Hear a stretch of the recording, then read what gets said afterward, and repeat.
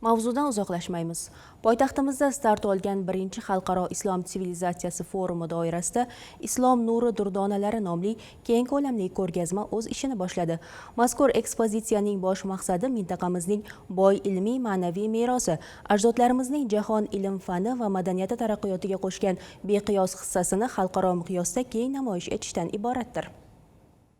Ushbu ko'rgazma shunchaki eksponatlar namoyishi emas, balki asrlar qa'ridan sado berayotgan buyuk sivilizatsiya chorlovidir. Markazning eng salobatli qismi Qur'on zalida tashkil etilgan ekspozitsiya dastlabki daqiqalardanoq barcha ishtirokchilarning diqqat markazida bo'ldi. Bu yerda O'zbekiston hududida shakllangan boy islomiy meros, buyuk vatandoshlarimiz qalamiga mansub noyob qo'lyozmalar, qadimgi xattotlik va miniatyura san'ati durdonalari joy olgan.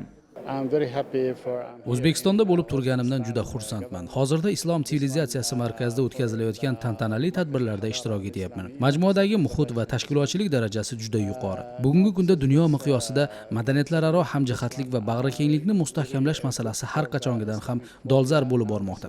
Mazkur markaz va undagi loyihalar esa aynan millatlararo do'stlikni kuchaytirish hamda o'zaro hurmat muhitini qaror toptirishda juda muhim ahamiyatga ega. Ushbu maskan insoniyatga dinning asl va musaffo mohiyatini, uning yuksak insonparvarlik tamoyillarini to'g'ri yetkazishga xizmat qiladi. O'zbekistondagi mana shu muhtasham markaz jahon ahliga dinimizning haqiqiy ma'rifiy qiyofasini ko'rsatib bermoqda. Ahamiyatli ko'rgazma ekspozitsiyasini boyitish uchun Saudiya Arabistonining dunyoga mashhur islom san'ati muzeyidan ham maxsus noyob asoratiqalar va tarixiy ashyolar keltirilgan. Bu esa forumning xalqaro miqyosdagi nufuzi va madaniy aloqalarning yangi bosqichga chiqqanidan dalolat beradi. Ko'rgazmaga tashrif buyurgan nufuzli diniy arboblar va xorijiy delegatsiya vakillari o'z hayratlarini yashira olishmadi.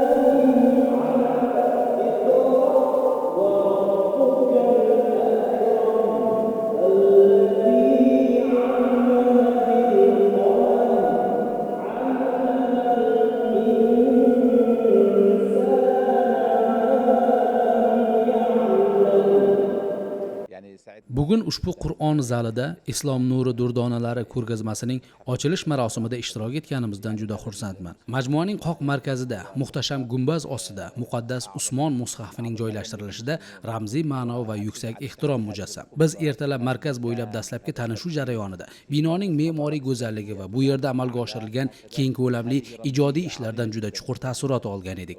Ammo rasmiy ochilish marosimi majmuaning mahobati va uning ma'rifiy ahamiyati bizdagi quvonchni yanada oshirdi. Ushbu maskan nafaqat mintaqa, balki butun jahon ahli uchun chinakam madaniyat va ziyo maskani bo'lib xizmat qilishiga ishonaman.